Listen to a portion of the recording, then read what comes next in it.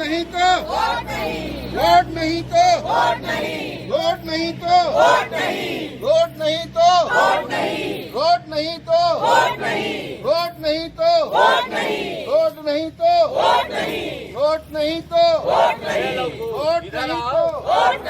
लोकसभा चुनाव की तारीखों की घोषणा होने के साथ साथ चुनाव आचार संहिता भी लागू हो गई है। वहीं दूसरी तरफ झलवा इरवो कॉलोनी के लोगों ने चुनाव बहिष्कार कर दिया है। रोड नहीं तो वोट नहीं। जी हां, जनपद प्रयागराज के धूमनगंज थाना अंतर्गत झलवा इरवो संगम वाटिका के लोगों ने चुनाव बहिष्कार किया है और इनका मानना है, इनका कहना है कि यहाँ की सड़कें कई पंचवर्षियों से नहीं बनवाई गई और जब भी चुनाव आता है, चाहे लोकसभा के चुनाव हो, चाहे विधानसभा के चुनाव हो या मेयर के ही चुनाव क्यों ना हो, यहाँ से वोट लिए जाते हैं। जो भी प्रतिनिधि यहाँ पर आते हैं, जनप्रतिनिधि आते हैं, बड़ी बड़ी बातें करते हैं, विकास की बातें करते हैं और यहाँ पर जो सड़कें हैं कई पंचवर्षियों से गड़बड़ है और इस मुद्दों को लेकर के चुनाव में वोट लेकर के चले जाते हैं, आश्वासन देकर के चले जाते हैं, लेकिन उन सड़कों को नहीं बनाया जाता है। उसी प्रकार से इस बार फिर ये समय चुनाव का आ गया है और आइए सड़कों को पहले दिखा देते हैं कि यहाँ की जो सड़कें हैं किस प्रकार से हैं। ये देखिए, यहाँ की सड़कें बड़े बड़े गड्ढेदार बनी हुई है और यहाँ पर लोगों ने, जो स्थानीय लोग हैं कॉलोनी के, वो अपने पैसों से यहाँ पर मिट्टी डला करके किसी प्रकार से अपना काम चला रहे हैं और यहाँ की सड़कें अभी तक नहीं बनवाई गई। बड़े बड़े आश्वासन देकर बड़ी बड़ी बातें की जाती हैं चुनाव के दौरान और चुनाव होने के बाद कोई भी नेता जीतने के बाद यहाँ पर नहीं आता, ऐसा लोगों का कहना है। और इनका आरोप है कि कई पंचवर्षियों से लोगों ने इसके बनवाने के लिए, इन सड़कों को बनवाने के लिए वादे किए हैं और उसके बाद यहाँ पर दोबारा नहीं आए हैं। और इस बार लोकसभा चुनाव में यहाँ के लोगों ने एक बड़ा फैसला लिया है कि इस बार वोट नहीं देंगे। रोड नहीं तो वोट नहीं का नारा लगाते हुए यहाँ पर बैनर लगा दिया है अपने गेट पर और इनका साफ साफ कहना है कि चुनाव के दौरान वोट लेने के लिए किसी भी नेता को इस गेट के अंदर नहीं आने दिया जाएगा। बीजेपी को ही वोट कर दे, लेकिन हमारी कैंपस में कोई भी किसी भी तरीके की कोई सुविधा सरकार की तरफ से कोई सहयोग नहीं, और जबकि हम रोड टैक्स, वाटर टैक्स सारा कुछ ही दे रहे हैं।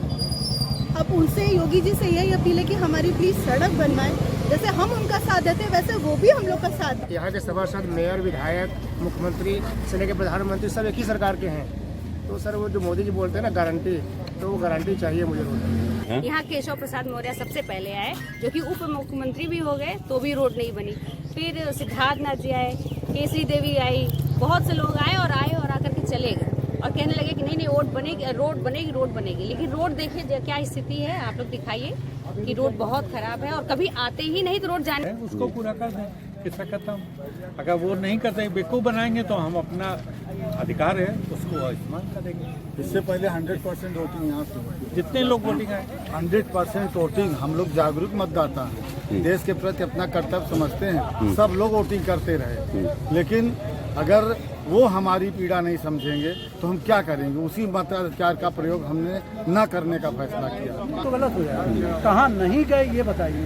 पीडीए गए, एडीए गए, आपके सारे प्रशासन के सारे अधिकारी, नगर निगम गए, किसी ने कोई हम लोग की पीड़ा सुनी ही नहीं। हम लोग पता नहीं किस स्तर के हम लोग हिंदुस्तान के वासी हैं या नहीं है। मोदी जी का कहना है कि हमारा परिवार है, हम लोग ये उपेक्षित परिवार हैं। हम लोग के परिवार की पीड़ा सुनने वाले मोदी जी भी नहीं है। अब निर्णय भैया यही है, अगर रोड नहीं है तो वो वोट नहीं, क्योंकि बहुत हो गया। इतने सालों से भैया और अंकल लोग पूरी जी जान से मेहनत कर रहे हैं, जाते हैं नगर पालिका जाते हैं, मंत्री जी के पास जाते हैं, सबसे मिलते हैं, सबसे बात करते हैं, सब यही आश्वासन देते हैं कि हम, ये इलेक्शन हो जाएगा हम आपका रोड बनवाएंगे, ये इलेक्शन हो जाएगा हम आपका रोड बनवाएंगे। लेकिन आपने खुद रोड की स्थिति देखी है कि क्या स्थिति है रोड। वोट लेने वाले वापस जाओ। तो देखा आपने किस प्रकार से लोगों के अंदर नाराजगी है शासन प्रशासन और नेताओं के प्रति और आगे भी इनका आंदोलन चलता रहेगा जब तक इनकी मांगे पूरी नहीं होती।